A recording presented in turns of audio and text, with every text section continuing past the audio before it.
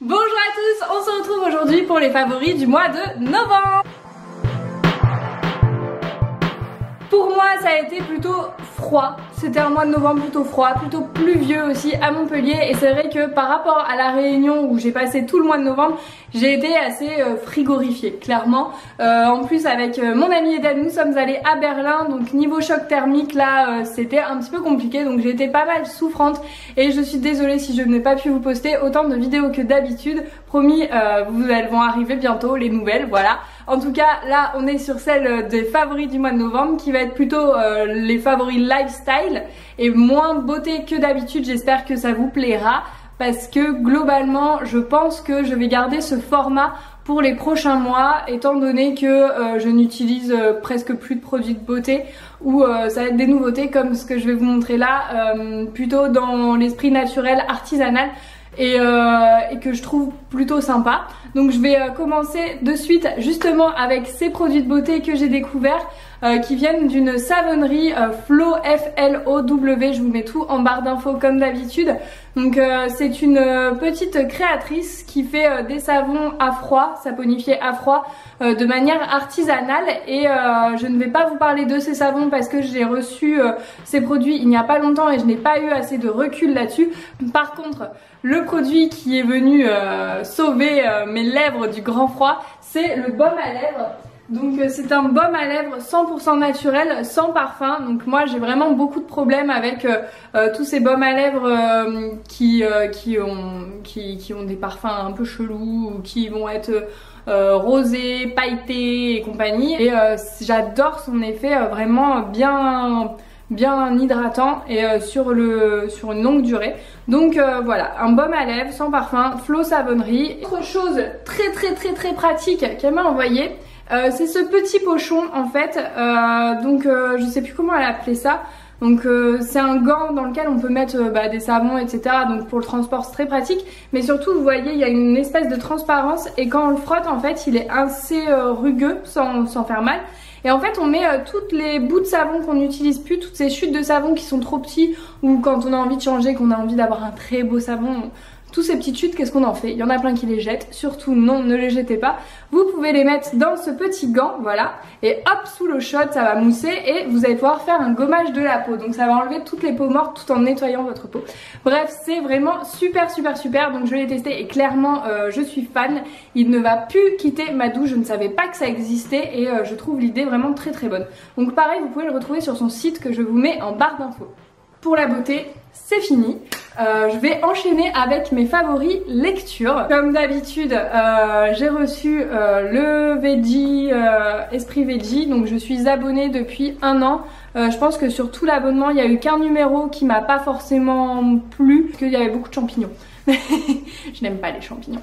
Et du coup, là, celui-là, pour le coup, est vraiment plein de bonnes idées. Donc je l'ai reçu hier et je l'ai trouvé vraiment très cool. Ah oui, il faut que je me réabonne. Du coup en fait comme vous le voyez c'est des recettes végétariennes ou véganes et vraiment il y a plein de choses très sympas, du sucré comme du salé. Il y a même des focus sur comment faire manger certains aliments, enfin faire découvrir certains aliments comme la courge butternut par exemple aux enfants. Ils proposent par exemple de faire des pizzas à base de courge de butternut mais sans pâte à pizza. Enfin c'est ce genre de trucs vraiment très sympas, comment faire des soupes attrayantes pour les enfants. J'ai trouvé vraiment l'idée originale. L'autre truc cool c'était ce dossier sur les recettes gourmandes à faire pour Noël. Donc vous n'êtes pas sans savoir que Noël c'est un peu la fête compliquée pour les végétariens parce que globalement, enfin sauf si vous avez toute une famille végétarienne, on se retrouve forcément le nez collé à la dinde sur la table et au pire au foie gras. Moi clairement j'ai beaucoup de mal pour les Noëls en famille où je me retrouve avec profusion de viande et de foie gras et de tout, voilà c'est... Mais voilà, c'est accepter que tout le monde ne mange pas comme nous, il n'y a aucun souci là-dessus. Par contre, tous les ans je m'évertue à essayer de leur montrer qu'il y a autre chose que de la viande à manger à Noël. Et tous les ans ils me regardent bizarre, genre mais non, Non, Anne-Sophie, non. Ça, notre dinde est indispensable. Donc cette année, je ne lâche toujours pas l'affaire. Je vais encore essayer d'autres recettes de Noël pour voir ce que ça donne et aussi si j'arrive à leur faire oublier la viande. Et si ça marche, je vous partagerai des recettes sympas sur cette chaîne YouTube si j'en trouve des sympas. Voilà. L'autre favori lecture, oui, parce qu'il y en a deux, c'est le livre « Il est grand temps de rallumer les étoiles » de Virginie Grimaldi. Donc oui, je lis sur tablette. Alors, on va pas faire une vidéo sur tablette contre livre. En tout cas, en parlant du bouquin de Virginie Grimaldi, Il est grand temps de rallumer les étoiles, je vous le recommande très fortement. C'est un bol d'air frais, c'est un bouquin positif, c'est l'histoire d'une mère avec deux filles qui décident de changer de vie en fait, de reprendre plutôt leur vie en main. Et je trouve ça génial, c'est un bel exemple de courage. J'adore les histoires de mère courage, voilà. Et c'est vrai que voilà, ce livre m'a particulièrement touchée et je vous recommande de le lire si vous avez besoin d'un livre positif qui vous donne des idées sur la vie et comment la voir de façon positive et comment mettre en place des changements positifs dans votre vie pour une fin positive. Et c'est plein de positivisme et j'adore ça, voilà. On continue avec mes favoris musique, donc ça c'est nouveau aussi. En fait j'ai découvert deux albums qui m'ont particulièrement touchée ce mois-ci. Le premier album que j'ai adoré, c'est l'album H de IBI. Donc hop, c'est celui-là, je sais pas si vous voyez. Je vais vous faire écouter quelques extraits.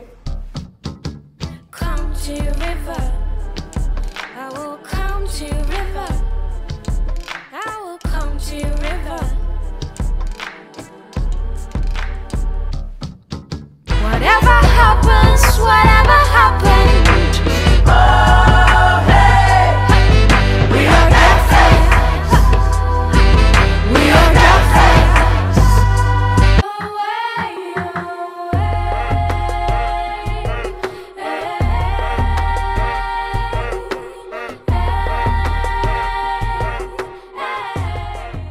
Donc globalement en fait j'ai absolument adoré cet album. J'ai découvert IBI grâce à Radio Nova qui a fait un concert gratuit sur Montpellier et mon ami Nazareno qui est un ami argentin a réussi à avoir des places et du coup je le remercie parce que grâce à lui j'ai découvert ce superbe duo. Donc ce sont deux sœurs et c'est de la musique plutôt afro-cubaine, afro, je sais pas dans quel sens on va le dire, mais globalement c'est une musique, moi je trouve qu'elle fait du bien, ça change aussi, c'est quelque chose de nouveau et puis je trouve qu'elles sont très solaires sur scène, elles donnent vraiment envie de les suivre.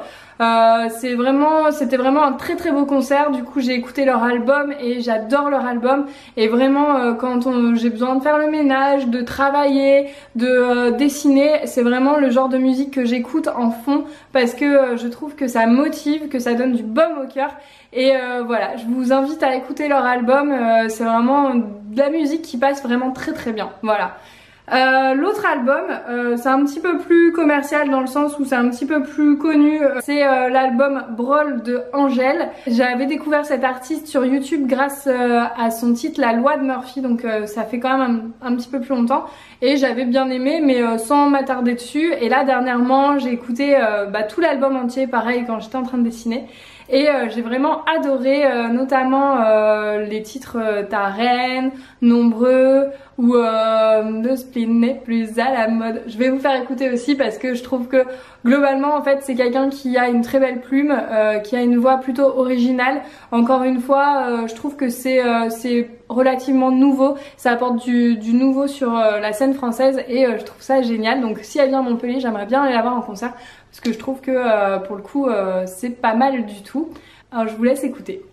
Et tu voudrais qu'elle soit ta reine ce soir, même si de reine c'est pas trop accepté. Mais tu voudrais qu'elle soit ta reine ce soir. Toi les rois tu t'en fous, c'est pas ce qui te plaît. Il faudrait tout oublier, on pourrait croire. Il faudrait tout oublier. On joue, mais là j'ai trop joué. Ce bonheur, si je le le veux, je l'aurai. Le spin n'est plus à la mode, c'est pas compliqué d'être heureux. Nombreux sont ceux qui séduisent, nombreux sont ceux qui dansent près de moi. Ils pourraient être les plus riches, tu sais que mes yeux ne suivent que toi. One time, for the hips I got, two times, shake him to the top. Three for you, miss you too. Je continue avec la série Netflix que j'ai adorée. En fait, je crois que je me la suis matée en une journée. C'est The Signer et c'est le retour de Jessica Biel vraiment sur la scène. Donc pour ceux qui sont des années 2000, peut-être que Jessica Biel vous la connaissez pas. En gros, moi dans mon enfance c'était une pseudo-star puisque elle était, je sais même plus le titre de la série, 7 à la maison, je crois que c'était ça. Et globalement voilà, c'était la grande sœur d'une famille et je l'ai suivie pendant plein de saisons parce que c'était une série qu'on voyait tout le temps et on l'a plus vue du tout pendant des années. Je ne sais pas ce qu'elle est devenue. Elle a disparu de ma télé, voilà. Et là je mets Netflix et je vois sa tête comme ça en grand, The Signer. Ça avait l'air d'être une série plutôt noire. Globalement oui, c'est une série relativement noire mais ça se laisse regarder facilement et surtout c'est très très prenant, voilà. Donc je vous invite à le regarder si vous avez envie de revoir Jessica Biel, mais surtout si vous avez envie de regarder une série plutôt originale et qui change des trucs un peu cucu. C'était plutôt pas mal. Autre chose sur les écrans, donc ça va se passer plutôt dans un cinéma, c'est Bohemian Rhapsody. Vous avez compris, Bohemian Rhapsody, Bohemian Rhapsody, je crois que c'est ça.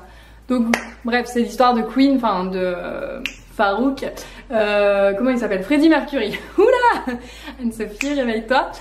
Du coup, je suis allée le voir parce que tout le monde m'en parlait et c'est vrai que moi, les biopics, globalement, les histoires vraies, j'adore ça. Voilà. Mais quand je vais voir un biopic au cinéma, je suis relativement déçue parce que globalement je suis déçue, ça m'arrive souvent d'être déçue par ce genre de film et là je ne l'ai pas du tout été. C'est un film qui te prend aux tripes dès le début, on s'attache encore plus à Freddie Mercury. Après moi je suis une grande fan de Queen, c'est à dire que leurs albums je les écoute depuis que je suis toute petite. C'est vraiment un groupe qui m'a énormément inspirée quand je faisais de la musique, quand je travaillais avec des groupes de rock, quand je travaillais en termes de scénique, etc. C'est vraiment un groupe mais il a inspiré tellement de monde parce que en fait c'est un groupe qui a réinventé pas mal de choses dans le rock et qui n'ont pas hésité à aller puiser ailleurs que dans ce qui se connaissait. Et moi j'adore ça, c'est des vrais créatifs, c'est des vraies personnes entières, authentiques qui vont aller puiser là où ils peuvent et j'adore ça. Bref, en fait je suis fan du personnage, je suis fan de ce film, même si oui en effet il y a quelques passages où non, ça le faisait pas forcément, mais j'ai même pas envie d'épiloguer là-dessus parce que globalement ce que je retiens de ce film c'est que Queen c'était l'un des meilleurs groupes du monde. J'allais oublier du coup la box que j'ai préférée ce mois-ci, c'est la Beautiful Box qui est vraiment très chouette. C'est une Beautiful Box qui a été pensée autour de tout ce qui est les yeux. Donc on va avoir des soins pour le regard aussi bien que du maquillage et je trouve qu'elle est vraiment très bien faite. Donc je vous mets le lien pour vous abonner dans la barre d'infos ainsi que le lien vers l'article complet pour voir ce qu'il y a dedans. Et j'ai déjà reçu la box de décembre qui est aussi très bien. Donc globalement Beautiful Box ça reste une de mes box préférées. J'espère que ces favoris du mois de novembre vous ont plu. N'hésitez pas à me mettre en commentaire ce que vous en avez pensé. Est-ce qu'il y a des favoris que vous connaissez? Est-ce que je vous ai fait découvrir des choses? Est-ce que vous voulez me faire découvrir des choses? N'hésitez pas à me mettre vos ressentis, etc. en commentaire. N'hésitez pas non plus à me suivre sur les réseaux sociaux et à vous abonner à ma chaîne YouTube. On se retrouve la semaine prochaine pour une nouvelle vidéo. Salut!